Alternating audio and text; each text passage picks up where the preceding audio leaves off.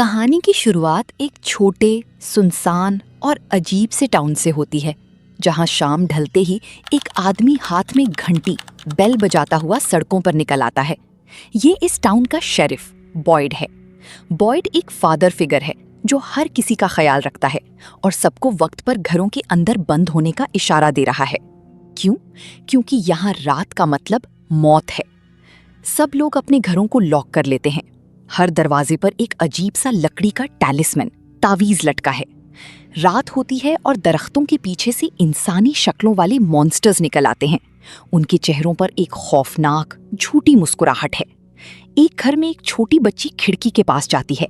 बाहर एक औरत खड़ी है जो बिल्कुल उसकी दादी जैसी लग रही है।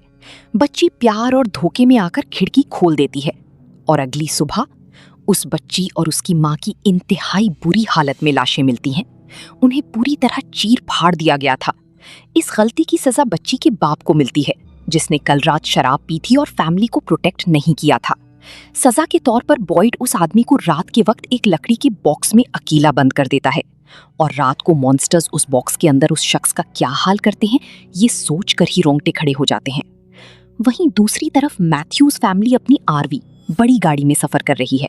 बाप जिम, माँ टैबिथा, बेटा ईथन और बेटी जूली। वो एक अनजान रोड पर रास्ता भटक जाते हैं और इसी टाउन में आकर फंस जाते हैं। वो टाउन से बाहर निकलने की कोशिश करते हैं पर घूम फिर कर वापस उसी जगह आ जाते हैं। इसी घबराहट में उनकी आरवी का सामने से आती हुई एक और कार से भयानक एक्सीडेंट हो जाता है। उस कार में जेड नाम का एक लड़का था। एक्सीडेंट इतना बुरा था कि छोटे बच्चे ईथन की टांग में गाड़ी का एक लंबा रॉड घुस जाता है। अब रात होने वाली थी और बच्चे को उस हालत में हिलाना नामुमकिन था। बॉयड और टाउन की डॉक्टर क्रिस्टी वहां पहुंचते हैं और उन्हें बच्चे के साथ रात उस टूटी हुई आरवी में ही गुजारनी पड़ती है। बाहर अंधेरा होता है और वो मुस्कुराते हुए खूनख्वार मॉन्स्टर्स उस आरवी को चारों तरफ से घेर लेते हैं। वहीं दूसरी तरफ जिम की बीवी ताबिथा और बेटी जूली भागते हुए बारिश में डर के मारे कॉलोनी हाउस, एक बड़ी बिल्डिंग जहां बाकी लोग रहते हैं, की तरफ जाते हैं। वो घबराए हुए बस दरवाजे के अंदर पहुंचते ही हैं कि पीछे मॉन्स्टर्स उनका पीछा करते हुए वहां तक आ जाते हैं। टाउन में सेटल होने के बाद फैमिली में इख्तिलाफात शुरू हो जाते हैं। माँ और बेटी ताबिथा और जूली की आपस में शदीद बहस होती है और जूली गुस्से में अपनी फैमिली को छोड़कर हमेशा के लिए कॉलोनी हाउस में रहने का फैसला कर लेती है। इस टाउन में हर किसी का एक पास्ट था और शेरिफ बॉयड की कहानी सबसे ज्यादा दर्दनाक थी। वो अपनी बीवी एबी और बेटे एलिस के साथ इस टाउन में फंसा था। उन दिनों जब टैलिस्मन्स यानी तावीज नहीं थे और लोग बचने के लिए जमीन में गड्ढे खोदकर छुपते थे, तब एक दिन एबी इस टाउन के जहनी दबाव को बर्दाश्त नहीं कर पाई। वो अपना दिमागी संतुलन खो बैठी और उसने लोगों पर अंधाधुन फायर ओपन कर दिया, ये सोचकर कि अगर वो इन सबको मार देगी तो ये लोग इस बुरे ख्वाब से जागकर असल दुनिया में वापस चले जाएंगे। तब अपने बेटे और बाकी बेजुबान लोगों की जान बचाने के लिए मजबूरन बॉयड को अपनी ही बीवी को गोली मारकर कत्ल करना पड़ा था।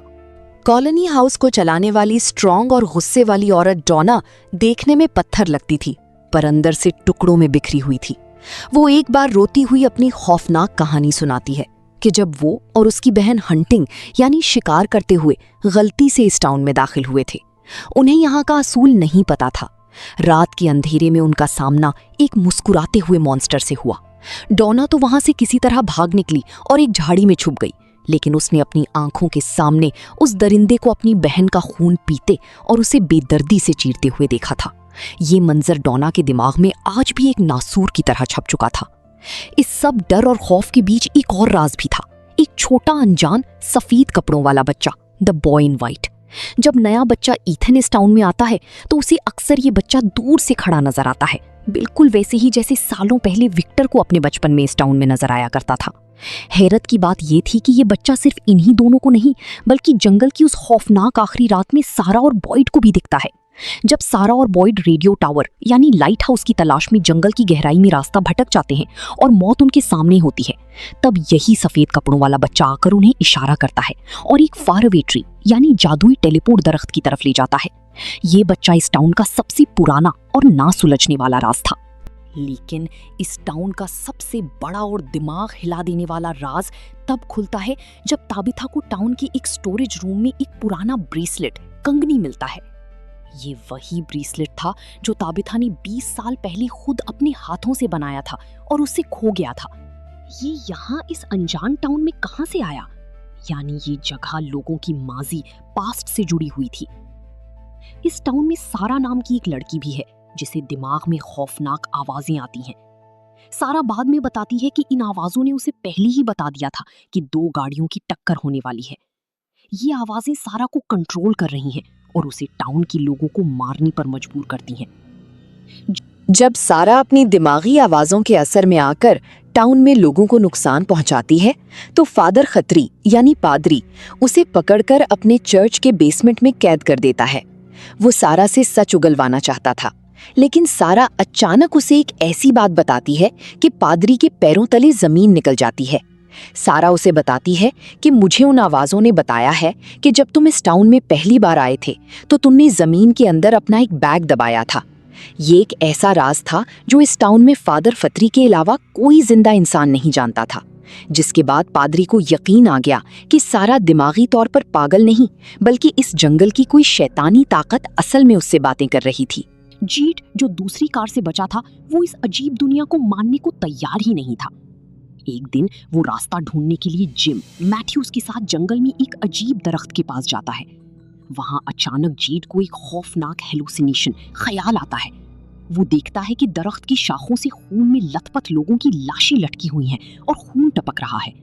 ये मंजर इतना डरावना होता है कि जीट वहां से चीखता हुआ भाग आता है।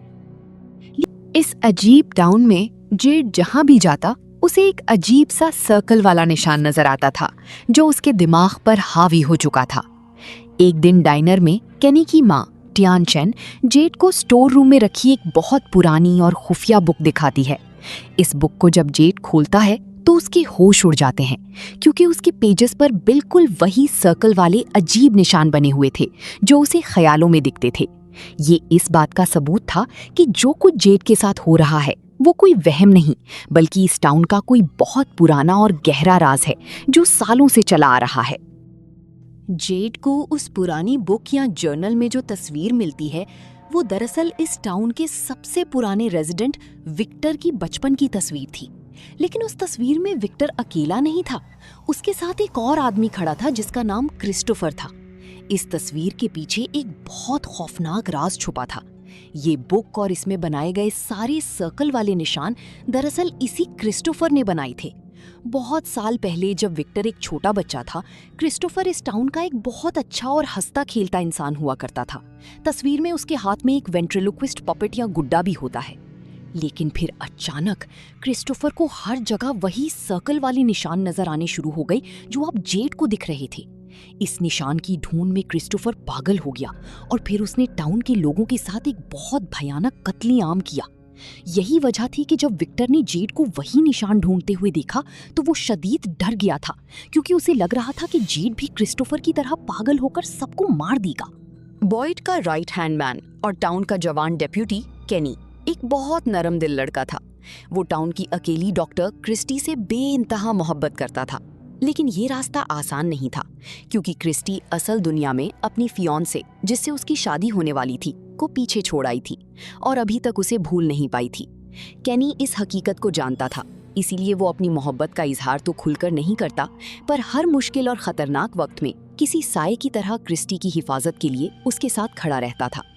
वहीं दूसरी तरफ कॉलोनी हाउस की मायूसी भरी फिजाओं में एक खूबसूरत लव स्टोरी चल रही थी, एलिस और फातिमा की। एलिस दरअसल शेरिफ बॉयड का अपना बेटा था, लेकिन अपनी माँ एबी की मौत के बाद बाप से नफरत करने लगा था और अपना घर छोड़कर कॉलोनी हाउस में रहता था। फातिमा इस पूरे डार्क टाउन में किसी रोशनी की किरण जैसी थी जो सबको खुश रखने की कोशिश करती थी। इन दोनों की मोहब्बत इतनी सच्ची और गहरी थी कि इस आखिरी उम्मीद वाली जगह पर भी इन्होंने एक दूसरे में जीने का मकसद ढूंढ लिया था। वो हर अनजान खतरे का सामना एक दूसरे का हाथ थाम कर करती थी। जिस रात कॉलोनी हाउस की खिड़की खुलती है और मॉन्स्टर्स का कत्लेआम शुरू होता है, पूरे टाउन में अफरा तफरी मच जाती है। हर कोई अपनी जान बचाकर भाग रहा होता है। इस भगदड़ में फादर खत्री यानी पादरी लोगों की मदद करने के लिए बाहर निकलता है। वो अंधेरे में बॉयड के पास पहुंचता है और उसे कुछ जरूरी बात बतानी ही वाला होता है कि अचानक पीछे से एक मुस्कुराता हुआ मॉन्स्टर अंधेरे से निकलता है। इससे पहले कि पादरी अपना जुमला पूरा कर पाता, वो मॉन्स्टर एक ही झटके में अपने तेज नाखूनों से पादरी की गर्दन काट देता है। खून का फव्वारा फूट पड़ता है और फादर खत्री वहीं बॉयड की आंखों के सामने जमीन पर गिरकर तड़पता हुआ दम तोड़ देता है। इस मौत ने पूरे टाउन को हिलाकर रख दिया था, क्योंकि अब उनका रूहानी सहारा भी खत्म हो चुका था। इन मॉन्स्टर्स की होती हुई टाउन वाली जिंदा कैसी थी? असल में काफी अरसा पहले बॉयड जंगल में फंस गया था, जहां उसने एक कीव में इन टैलिस्मन्स को ढूंढा था।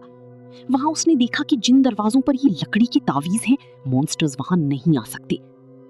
लेकिन अब सिर्फ चुप कर जीना काफी नहीं था। जिम और जेड मिलकर एक जबरदस्त प्लान बनाते हैं।